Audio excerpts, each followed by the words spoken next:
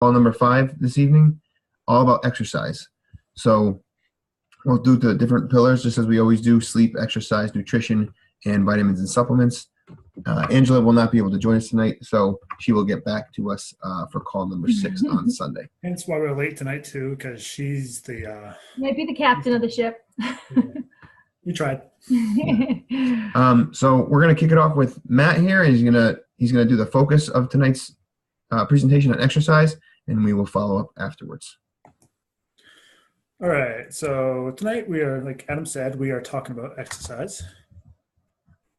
And I don't know if I have control. Mm-hmm. Oops, there we go. And then there's pretty much 3 types of exercise we want to focus on. It's strength training, cardio, and stretching. And I'll go into a little more detail about all 3 of those. So strength training kind of can be broken down into 2 different types of strength training. There's a strength training to increase muscle endurance, and then there's strength training to increase muscle strength. Muscle endurance is pretty much increasing the capacity of your muscles to do a repetitive motion again and again for a longer period of time, like, say, running a marathon. And then there's muscle strength training, or increased muscle strength, which is when you increase your capacity for your muscles to move objects, get bigger muscles, and lift bigger weights.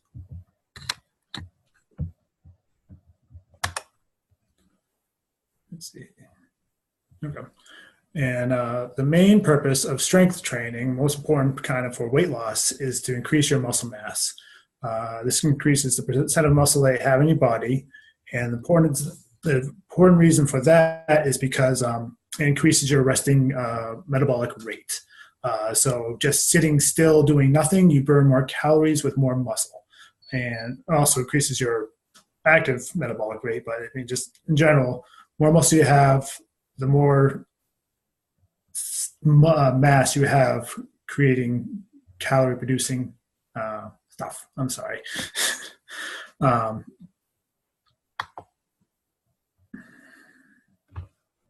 Sorry, the slide's not progressing. And then now there's cardio. And then cardio can be is pretty much any type of activity that involves a large amount of muscle movement performed over a long period of time in a rhythmic fashion. It's pretty much, you want to do something that's more than a few minutes long. Like you might think lifting weights because you're breathing hard might be cardio, but since it's only done for a short period of time, it's not considered cardio. Cardio needs to last for at least like 10 minutes to really be considered cardio.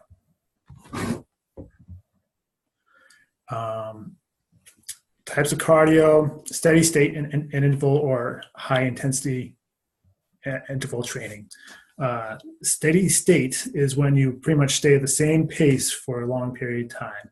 You get up to speed and you keep that jogging pace for the whole workout.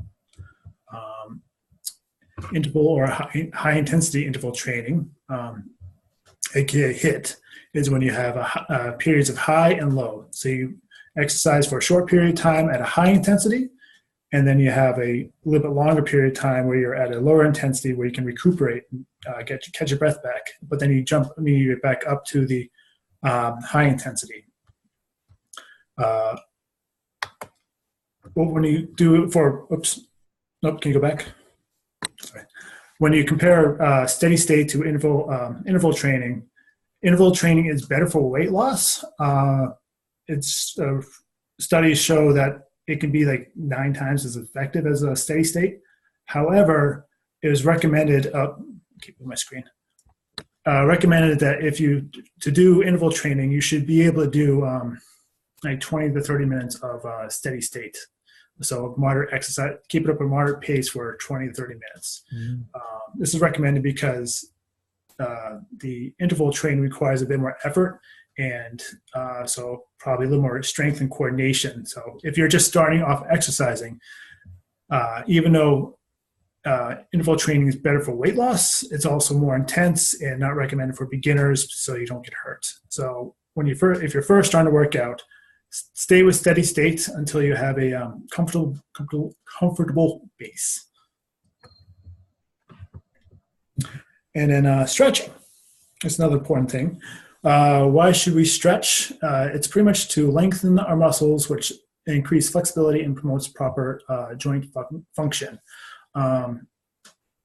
When you work out, your muscles tighten up and they need to be stretched out. And also just in the middle of just your muscles get tight. And also your joints, everything moves because there's muscles here, there that pulls, strengthens, lengthens, and pulls your joints. And if those aren't flexible or moving properly, you don't have proper joint movements. And that's why we get stiff joints, plus cartilage and whatnot. So again, stretching enables proper joint movement. There we go. The types of stretching is dynamic stretching and another cartoon in there to make it. Dynamic stretching and static stretching. Dynamic stretching is something you typically want to do in the beginning of a workout. It's motion stretching where you start off slow and increase speed and intensity, and then maybe like hold a stretch. So you just swing your arm side to side, and then you want to like hold it here for a couple seconds, and hold it here for a couple seconds. You don't really hold it for much more than 1 or 2 seconds, because all you're doing is trying to warm up your muscles so you don't hurt yourself for your workout. And then static stretching is good for the end of your workout. This is where you hold your muscles, your stretches. So say when you stand up, you grab your foot and you stretch your quads. You hold your stretch for like 15 seconds, and you do that 3 times. This is what will increases your flexibility, because you're lengthening your muscles, and you're keeping them lengthened for a period of time. So you're actually stretching them out. And over a period of time, this is what actually increases flexibility. So dynamic to start and static to end. Yes. Dynamic's good for warming up to prevent you from getting hurt in a workout, and static is to increase flexibility and mobility long term. Gotcha. So dynamic should be done before the workout. As Adam just chipped in, dynamic should be done before the workout, and static should be done afterwards. Next. All right. So our goal is to incorporate all of these types of workouts, exercising into your workouts. Strength training alone really doesn't do much for weight loss. It builds your muscles, increases your muscle mass, which it helps in which, like I said, increases your resting metabolic rate. But you don't really burn as many calories in a strength training routine. Cardio is where you burn the calories. And when it comes down to it, weight loss is calories you burned, and you want to burn fat calories. That's a little bit more of a technical conversation. But when you do workouts, you do burn a combination of carbohydrate calories and fat stored calories.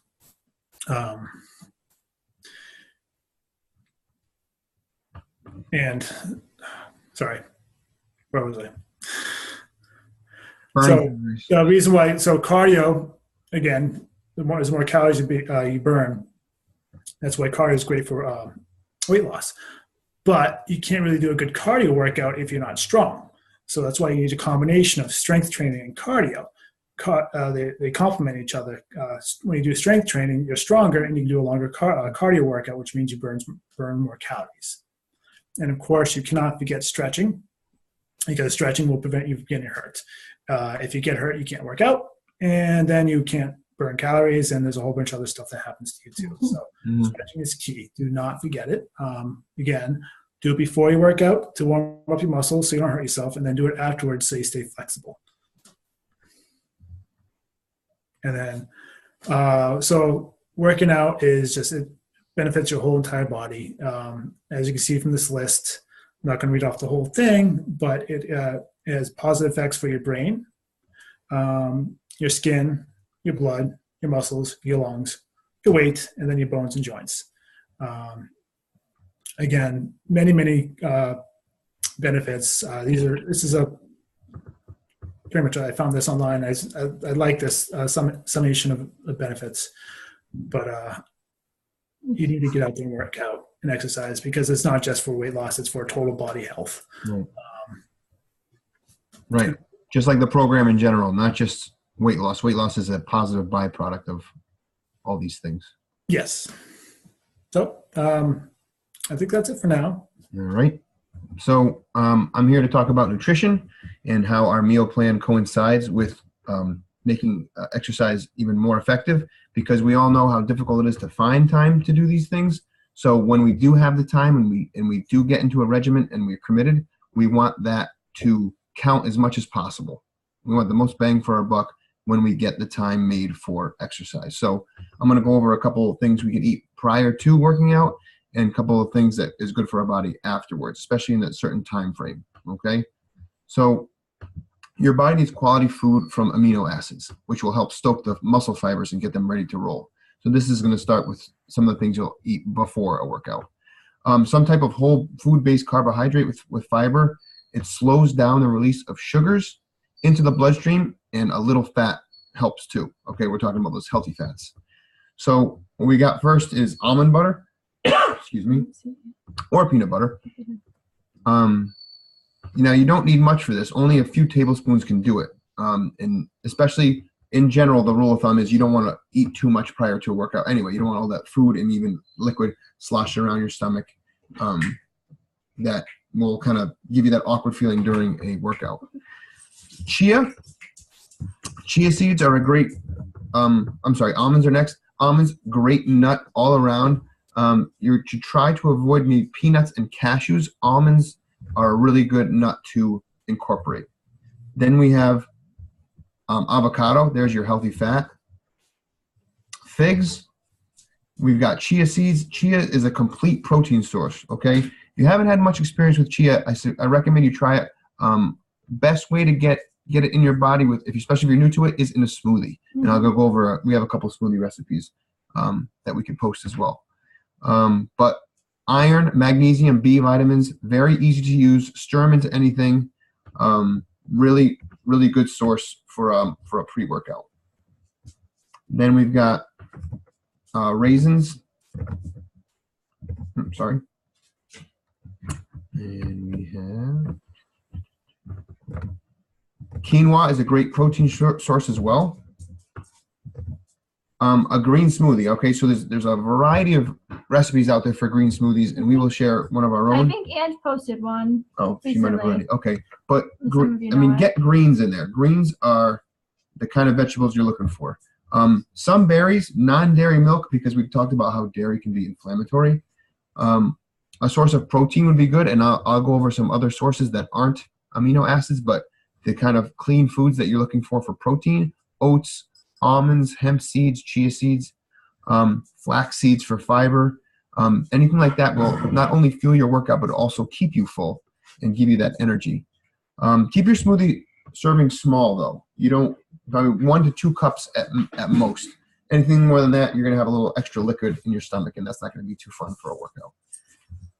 And then we have berries. Berries are a great pre-workout thing to consume because they add natural carbohydrates that are easy to digest. And then you get the fiber to stabilize your blood sugar. But literally a handful could do it. Once again, if you're going to throw it into a smoothie, you just got to be careful not to drink too much. So we'll put I have actually a couple other bonus recipes. One is kale power balls, and one is the one that's a little sweeter. So a little chocolate peanut butter thing that we can try. That gives us a little energy boost, not very heavy. And then we'll go to our post-workout foods, okay? So there are a couple of things that we're going to want to consume at a reasonable time period, okay? Within 30 minutes of working out, you guys want to get protein in your body, all right? There's a couple other things you need, but protein is going to maximize the time you just used in your exercise, okay? So the first thing we're looking at is bananas, okay? Bananas are an all-around great fruit. Potassium puts back some of the energy you used. Let's see what else is on my list. Oh, coconut butter, that's a healthy fat. Avocado, once again, is another healthy fat that you could use. Coconut butter you can put in a smoothie. A lot of these things could be combined into a convenient drink. Let's see here. Seems to be running a little slow. Black beans. So a cup of black beans provides about 15 grams of protein, plus another 40 grams of carbs, all right? And there's 15 grams of fiber. So black beans are a great thing to have because you just use a lot of energy. You got to put some things back. Besides being a well-balanced source of nutrients, black beans also provide antioxidants, and those are great for muscle repair.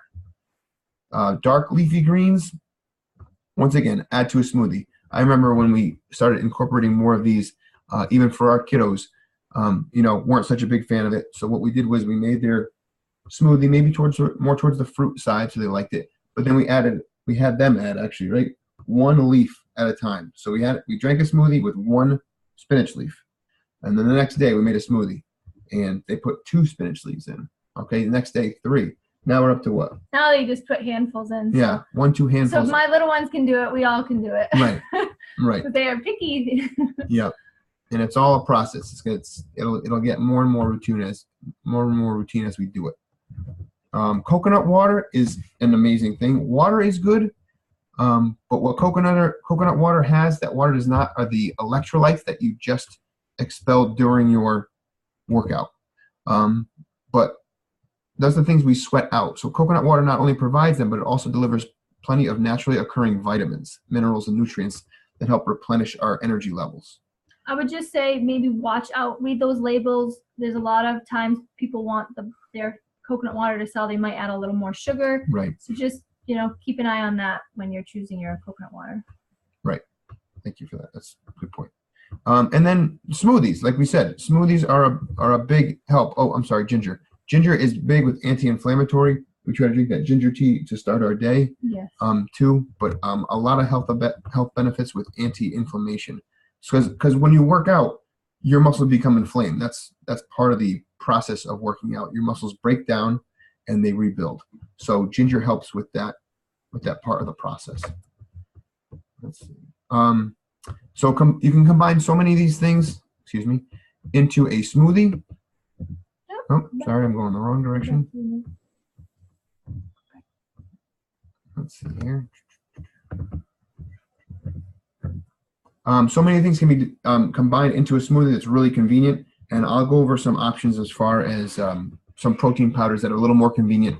If you don't have all these things on hand, or you run out, things like that. So for now, I'm going to kick it over to Kay, though.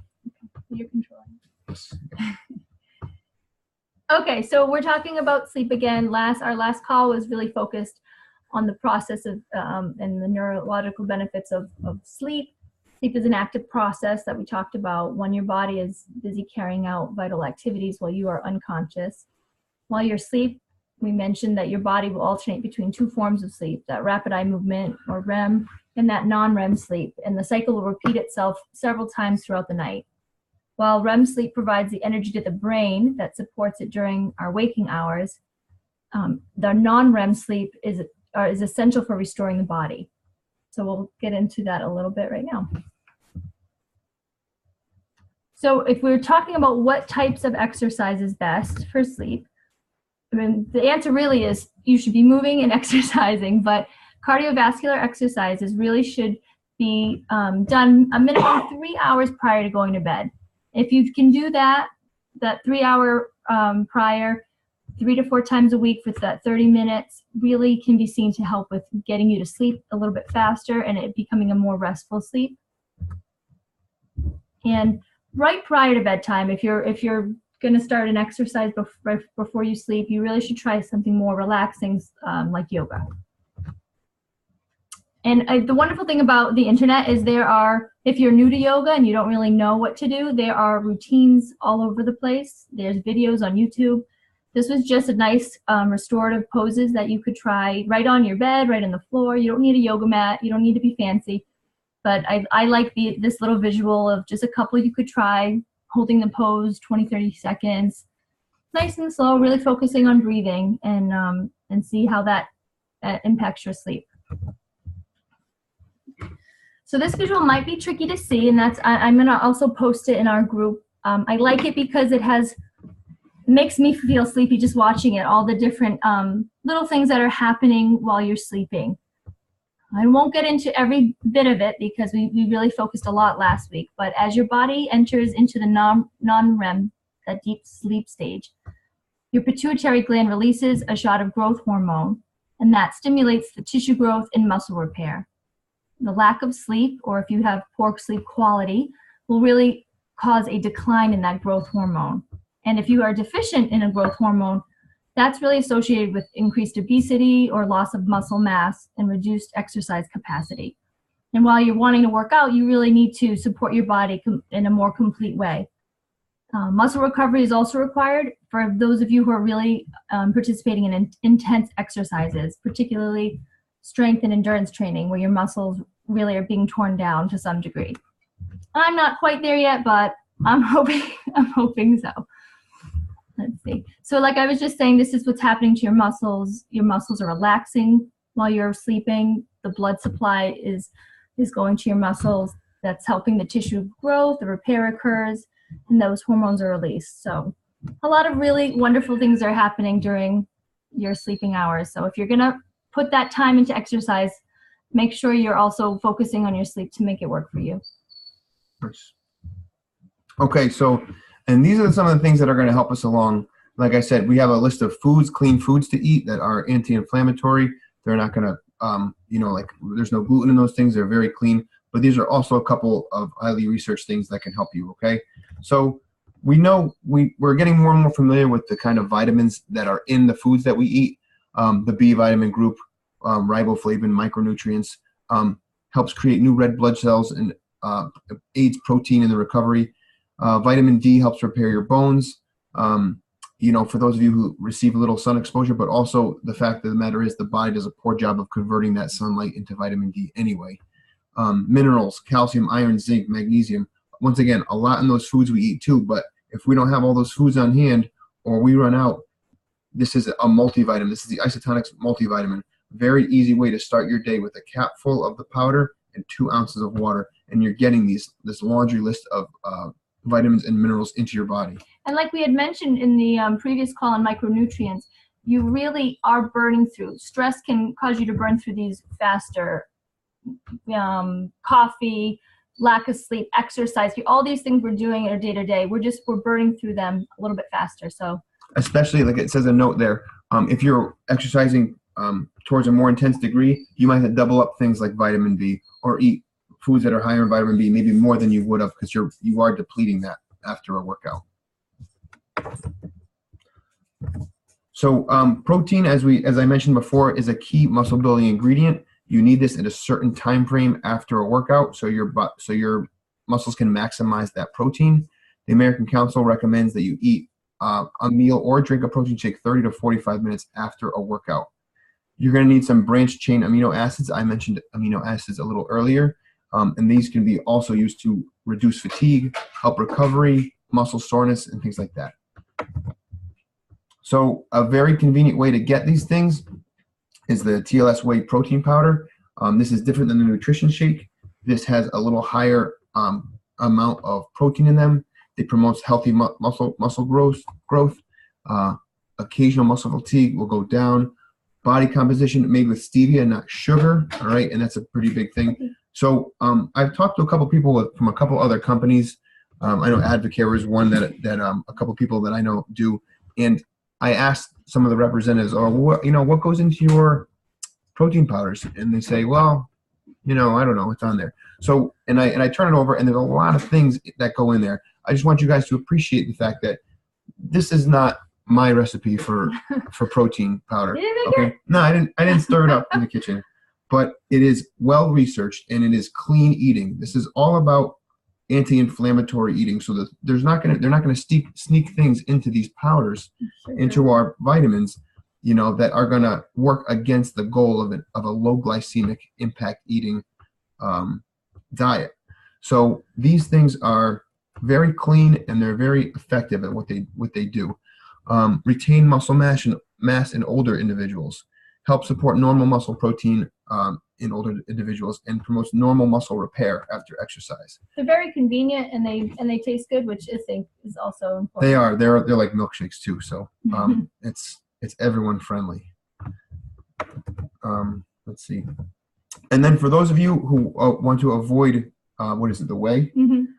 Here is the plant-based protein powder, right? So Kaylee's a big fan of this. We throw this in some of the girls' smoothies as well. 11 grams of plant-based protein, essential nutrients to support weight management, 22 essential vitamins and minerals. So this is your alternative to the whey protein, which is in the previous slide. Natural flavors, no added colors. Once you get into food dyes and colors, you're really playing with fire. I have this conversation with students on a regular basis when I see them throwing ridiculous things into their face, that I try to slow them down.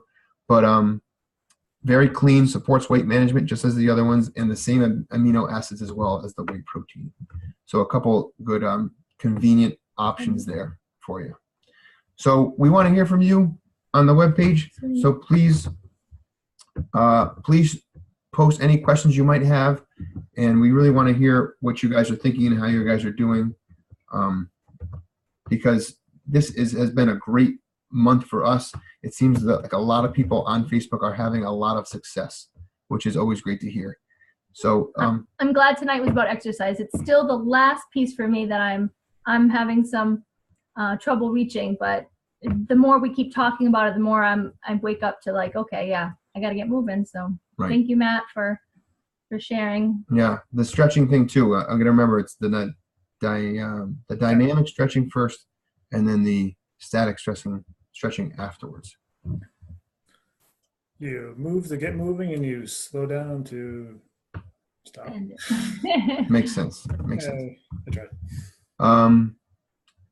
So we will post a couple recipes for pre-workout recipes. Yeah, if you guys have questions, you could jump in here too. Pre-workout foods as well as post ones. So keep an eye on that. And if you guys have come across ones that you like and have really made you feel that extra boost after a workout, we'd love to hear from you as well.